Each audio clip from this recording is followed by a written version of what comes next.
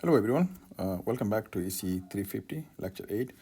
Today we're going to learn about a new chart or technical Smith chart. Smith chart was developed by P.H. Smith in 1939. This is a graphical tool used widely in RF circuit design, microwave circuit design, even though the intended use of the chart in the beginning is just to deal with the complex impedance, but later on it found a greater use in microwave circuit design and RF circuit design. So engineers every day in the industry use this circuit to basically do the impedance matching of RF circuit or microwave circuit. So what is this actually? Um, Smith chart is a chart that uses normalized values. So I have a big things over here. It uses normalized values. That means that uses, I'm going to use small ZL over here. That is ZL over Z0. So this is the normalized value, right? And also it uses Z0 be 1 because Z0 by Z0 is 1. So it always is a normalized load impedance, okay? So let me provide what's going on here. So it's a complex chart, right? So it has a complex axis over here and real axis over here. For your reflection coefficient of at point A or gamma A over here, it has two values, real values and imaginary values. And if you do in polar form, you have a magnitude, you have an angle. So at this point over here, you know that this is the magnitude from here to here, right? And this is the angle, right? So that is 53 degree. So how do you know that this is 0.5 over here? If you see carefully this Smith chart over here, the circle over here, you see the circle. This circle has the unit radius. So from here to here is 1, all right? And so you can compare, let's say this one, this is the O, let's say this is O over here, let's say this is point R, just a ordinary, arbitrary point, and let's say this is A, right? So this one over here would be, if you measure from here to here, if you measure from here using a roller, if you measure from here to here, distance OA, so your magnitude of the reflection coefficient would be OA over OR. So this is the distance you can measure using a roller. So if you measure from here to here using a roller, and from here to here using a roller, and from here to using a roller, if you take the ratio of that, that's your magnitude of the reflection coefficient, because this is highest 1. So 1, let's say for example 1 could be equal to 20 counts in a roller, and OA could be a 10 count in a roller. So if you're comparing that, you get 0.5, right? So that's what you it could be. This could be a 20 millimeter from here to here, and this could be 10 millimeter from here to here in a roller, and 10 over 20 will give you 0.5. All right. That's how you get the magnitude from your chart, and also angle you can measure from here to here to find the angle. All right. So now, as you know that we use normalized value. So if we use a normalized value, this is your reflection coefficient equation over here. You know that if you normalize value, normalizing them, so you get normalized value over here, and you can rearrange them using that. So now, as you know that this has two, your load is complex, so it's real part and imaginary part. Also, this also real and imaginary part. If you like gamma is a gamma R, who's a real part, and plus j gamma I, if you separate them. Now, if you separate these two equations, you'll get the real part over here. If you equate them, RL become this part over here, and XL become this part over here.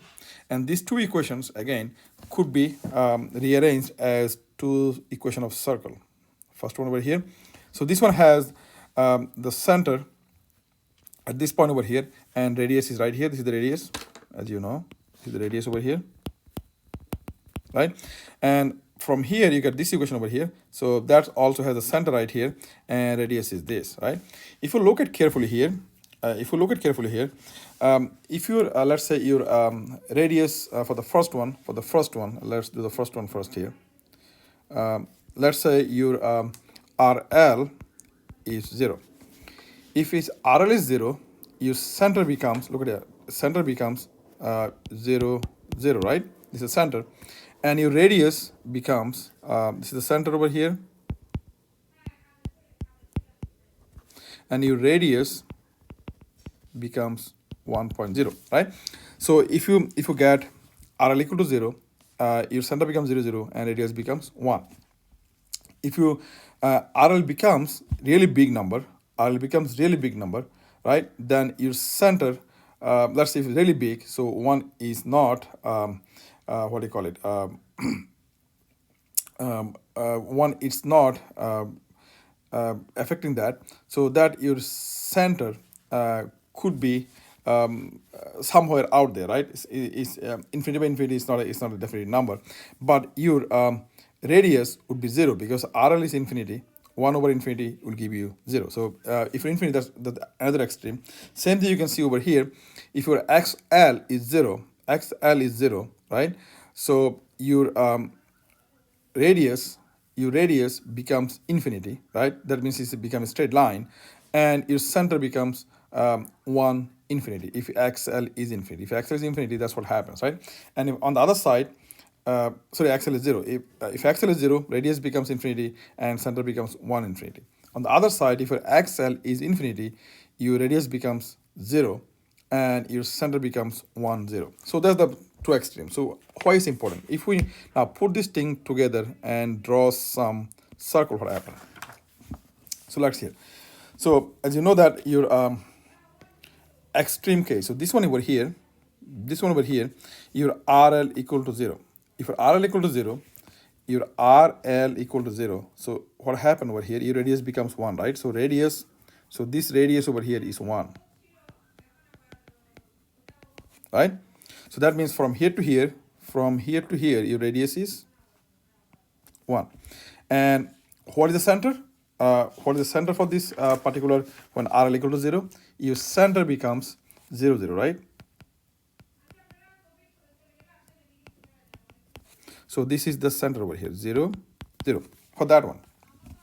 Now, if you get, let's say RL equal to 0.5, if you look at this one here, R equal to 0.5, so you have 1 over 1 plus 0.5, right? 1 over 1 plus 0.5.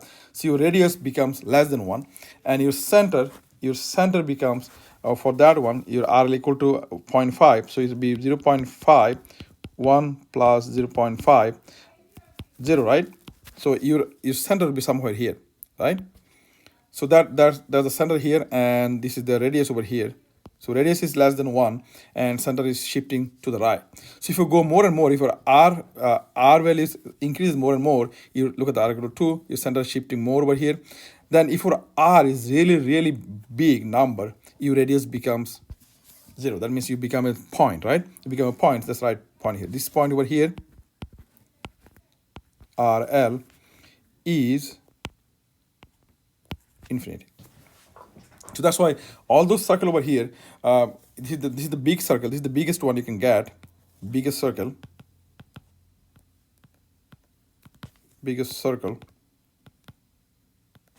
for RL equal to 0, and you all shift it to the right all the way when your circle becomes a dot, when RL becomes infinity. All right. So now that's the circle with the RL value. Okay. Now, if you come to the XL value, if your XL is 0, your radius becomes infinity. That means you becomes a straight line right here. So I'm going to take a different color here. So you become a straight line. Can you see that? All right. Then if you increase from there, your radius becomes smaller and smaller, and your center goes like your center is 1. For let's say RL equal XL equal to 0.5 here. If your XL is 0.5 here, for this one, your center becomes 1 over 1, and 1 over 0.5 is 2. So because 1 and 2. So your center will be somewhere here, 1 and 2 for this one over here, right? So 1 and 2 somewhere in the center right there somewhere, and so on. So these are all. So these are all here. the circle for different axle value. So axle value have the circle is bigger than your unit circle of the RL equal to 0. We only consider the value of axle inside the unit circle because our reflection coefficient value cannot be higher than 1. So reflection coefficient value is here to here. It's only 1. So we only consider axle value circle from here, so part of the circle of axle value which is inside the unit circle. So this is a complex circle over here. It has real part, which is this part over here. All the complete circle has real part, and all the partial circle are imaginary part. Imaginary part has two things. This is the positive imaginary part over here, and this is the negative imaginary part over here. So if you go down, it's a negative imaginary part. If you go up, it's a positive imaginary part. So now if you put all those together, your circle look like this, right? So look at that. There are lot of circle. I'm going to try to make it bigger here. So if you look at here, if you look at a particular point, if you look at this point over here, all right, this point over here. So what is the value of R and axle there? So real part is, if you look at here, this line came to this line over here, right? So this line, if I do make it bigger, that is this line over here. So that is 0.2, right? So 0.2 is your real part, and imaginary part over here. So is between 0.9 and 1. So be over here, it would be 0.2 plus j 0.95, right? So if I take another point over here, for example, if I take another point over here, let's say this point over here. So make it big a little bit to see it. So that point has 0.7 is your real part, and imaginary part is between this line over here. So 0.5, 0.4, 0.5 right here. So 0.45, right? So this point over here would be 0.7 negative, because it's the negative side of the axis, negative 0.45, right? So that's how you find the point at each of the point, right? So those are your normalized impedance, okay? Then also, I'm going to talk about this a little bit, this one over here. So if you go, you know that your phase shifts if you travel from one place to one place, right? So remember that your, in a previous, we discussed that it is same value of that and exponential j is theta r, I guess, theta r minus 2 beta d, right? So this is the distance you travel in your load. So over here, it does not change your reflection coefficient magnitude, but it changes the angle, right? So how big is this circle over here? So you know that beta is 2 pi over lambda, right? And if you travel d, this is the d over here. If you travel lambda by 4, lambda is the wavelength, then you travel 180 degrees. So if you travel lambda by 4, you travel 180. So that means from here to here, if you travel this distance over here, this is pi, that is basically lambda by 4, right? So if you travel the whole thing, if you come back to the over here, so if you travel one complete cycle here, it's a 2 pi, right? It should be lambda by 4. So lambda by 2. That means this, if you travel the whole circle here in your Smith chart, you travel 2 pi, which is basically half of the lambda, half of the wavelength. All right, that's a very important thing to know, because we need to use that in our next problem. All right, I'm going to stop here. I'm going to come back for the next one.